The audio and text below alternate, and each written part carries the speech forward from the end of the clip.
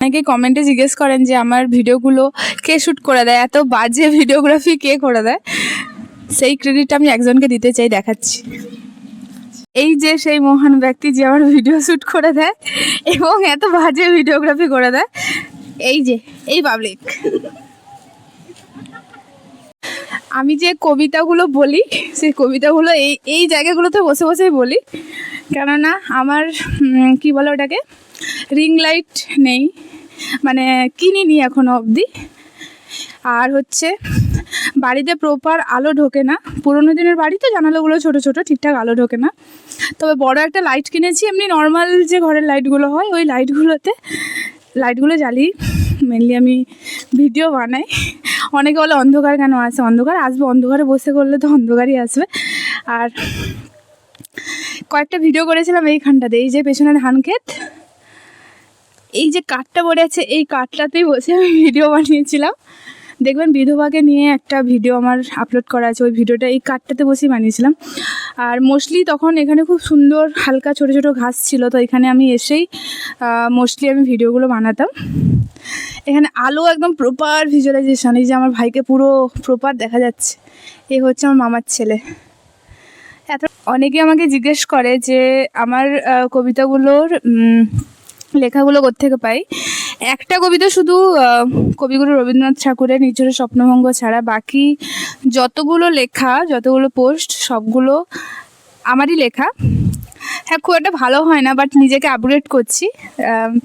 প্রথম তো কবিতা ভালোবাসি, বাট লেখালেখির সাথে সেভাবে আমি কখনোই অ্যাডাপ্ট ছিলাম না। বাট ট্রাই করছি যে লেখালেখিটা যাতে আমি আরও বেশি ভালো করতে পারি, যাতে স্কিল ডেভেলপড হয়।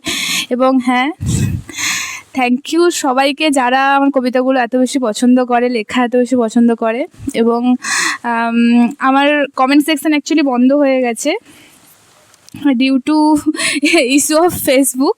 তো আমি এই জন্য কাউকে কমেন্ট করতে পারছি না, শুধু রিয়েক্ট করা ছাড়া আমি কাউকে কোনো কমেন্টও করতে পারছি না, তার জন্য অনেক অনেক সরি। আমাকে অনেকেই কোশ্চেন করেন, মানে ইনবক্স করেন যে আমি কেন এত সেন্সিটিভ ইস্যুসগুলো নিয়ে কথা বলি, মানে যেগুলো রিয়েলিটির সাথে একেবারে কানেক্টেড। আমি তাদেরকে বলছি যে কিছু সেন্সিটিভ ইস্যু যেগুলো যদি সত্যি সেন্সিটিভ হয় সেগুলো প্রত্যেকটা মানুষের পক্ষে জানা উচিত। এবং কাউকে না কাউকে তো সেন্সিটিভ ইস্যু নিয়ে তো বলতেই হবে, সে আমি হই বা যেই হোক। এবং আমার মনে হয় আমি কোনো কি বলে ভালগারিটির সাথে প্রেজেন্ট করি না, আমি একবারে সবগুলো লিগেলি এবং এথিক্যালি প্রেজেন্ট করি, যাতে কারুর ব্যক্তিত্বে আঘাত না লাগে। এবং আমি রিয়েলিটি বেসড কেন কন্টেন্ট বানাই, আমি রিয়েলিটি বেসড মানুষজনকে পছন্দ করি। এবং আমার মনে হয় প্রত্যেকটা ইস্যুস যেগুলো অ্যাকচুয়ালি প্রত্যেকটা মেয়ে বা ছেলে ফেস করে, বা এখন যে বর্তমান জেনারেশন, আমরা জানি যে আমরা কত হয়তো একটু বেশি স্ট্রাগল করছি, তো সেগুলো আমি অ্যাকচুয়ালি প্রেজেন্ট করার চেষ্টা করি। সত্যি যে একটা ভালো সেট আপ করলে ভিডিওগুলো হয়তো ভালো কোয়ালিটিতে আসবে।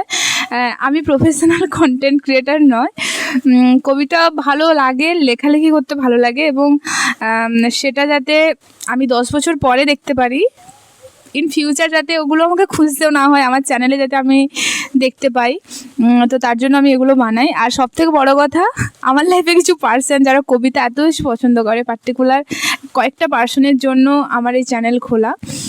আর আমি অবশ্যই একটা সেট আপ বানাবো আফটার জব, আমি যেখানে সেট হব, তো সেখানে গিয়ে আমি এটা পুরো সেট আপ বানাবো, কেননা বাড়িতে তো থাকি না। তো যেখানে থাকবো সেখানে বানালে আই হোপ ওটা অনেক বেশি বেটার হবে, কেননা এখানে একটা ওখানে এইভাবে তো পসিবল হয় না। তো ওখানে একটা সেট করব যেখানে আমার একটা ভালো রিং লাইট থাকবে, একটা ভালো ক্যামেরা থাকবে। এটা নর্মাল আমার OnePlus মোবাইলেই ভিডিও হচ্ছে, খুব একটা ভালো আসে না, বুঝতে পারি, বাট ট্রাই করছি যাতে আমি কোয়ালিটি ভিডিও আপনাদেরকে দিতে পারি এবং আমার পছন্দের কবিতাগুলো এবং পছন্দের লেখনীগুলো আপনাদের সাথে প্রেজেন্ট করতে পারি। তো থ্যাংক ইউ সো মাচ, অনেক অনেক ভালোবাসা সবার জন্য, থ্যাংক ইউ।